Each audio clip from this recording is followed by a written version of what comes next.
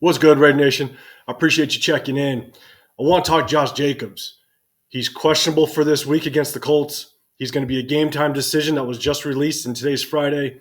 He's missed the last two games, and Zamir White has been proving that he potentially should get a little more share in that backfield. So let's talk about that. Before I get into it, if you could please like the video, subscribe, turn on those notifications. I'm growing quick and I'm growing fast, and I appreciate all you guys. Help me get to 2,500 so I could do my next giveaway. And with that being said, I just did my previous giveaway at 1,000 subscribers. So Stu Savage, if you're watching, email me. Eddie and Margie Santos, if you're watching, email me at realraider805@gmail.com so I can get you the instructions to redeem your giveaway. So let's go ahead. Let's kind of get into this. Josh Jacobs did not play against the Chargers because of a quad injury.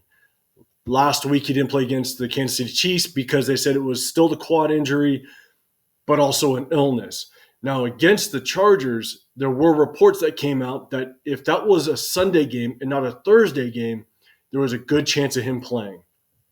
And what's a little concerning is that this week going against the Colts, he has not practiced all week, and it's still listed as a quad injury. So I'm curious. Antonio Pierce just came out today. Again, this is Friday before the Colts game, basically stating that he's a game time decision. Now this is where I kind of want to get in the meat of the conversation. Is obviously Zamir White is coming off of a hell of a game, 145 yards on the ground against a very good Chiefs defense that knew we were going to run the ball. And so he popped off 145 yards against a good front seven. Here's my question to you, Raider Nation. Do you think Zamir White deserves more carries, more opportunities for the rest of the season? You know, if Josh Jacobs does play, depending on how he recovers off this illness, which I think that's done because it's a quad injury he's listed under, we might see a 70-30 share in that backfield. You know, Zamir White might get knocked down to maybe 7 to 10 carries against the Colts, and we're going against Gus Bradley. Gus Bradley plays a very soft zone defense, so the run game might have some success.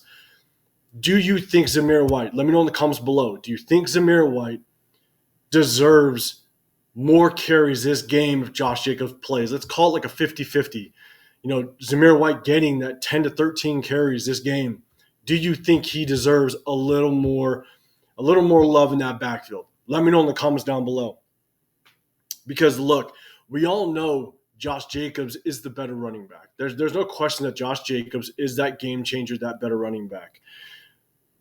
But do we think Zamir White could be the running back going into next year? Because Josh Jacobs will be a free agent, and he will most likely demand a pretty high price tag. And again, I'll get a little more into that later in the video. But look, Zamir White has shown he can hold it down in that backfield. Now, consistency is a different thing, but what he's shown so far with the opportunities that he's been given, he's been showing up and showing out. Now, let's look at Josh Jacobs. Josh Jacobs has played 13 games. He's gained 805 yards, 3.5 yards per carry, but he's only had two 100-plus yard games. And again, he's a free agent in the end of the season. If you remember in last year's offseason, one of the comments that Josh Jacobs made, and as of right now, we're showing that we are a very run-heavy offense. There's a lot of question marks going into the offseason, so we don't know what our offense is going to specifically look like next year. But if Josh Jacobs is the workhorse, if we're going to rely on him, one of the comments that Josh Jacobs made last offseason when we were in the contract talks with them was, if you want me to be the hero, pay me like the hero. So he's going to demand a pretty penny coming out of this year. And so what does that look like, right? You look at Christian McCaffrey. Christian McCaffrey's getting paid $16 million a year. Not saying that he's going to get paid like Christian McCaffrey, but just to kind of give you a gauge, Christian McCaffrey's getting about $16 million a year. And then you look at guys like Nick Chubb. You look at guys like Derrick Henry. They're more in that $12 million a year price range. So do you think Josh Jacobs is in that $12, $13 million a year price range for the Las Vegas Raiders? Because there's going to be teams that will reach out to him. There's going to be teams that are going to look to sign him on. And are we willing to kind of fork out that type of money for him? And so there's a huge, I guess, push for, this day and age for running back by committee. Right? A lot of teams do it, and I'm not opposed to it. I'm one, in my opinion, that I don't feel like you should pay high dollar value for a running back in this day and age. There's too many injuries that happen, and I'm a big investor in the offensive line as opposed to just putting all the money into running back. Because if you have a solid offensive line, not only do you protect your number one investment, which is most likely your running back, but your quarterback. But if you have a good offensive line, you could bring in a mediocre to good running back, and they could potentially find success. So let me know in the comments below. Do you think, or do you want Josh Jacobs to be a Las Vegas Raider next year at a pretty high price tag? Again, it might be in that $12 to $14 million range.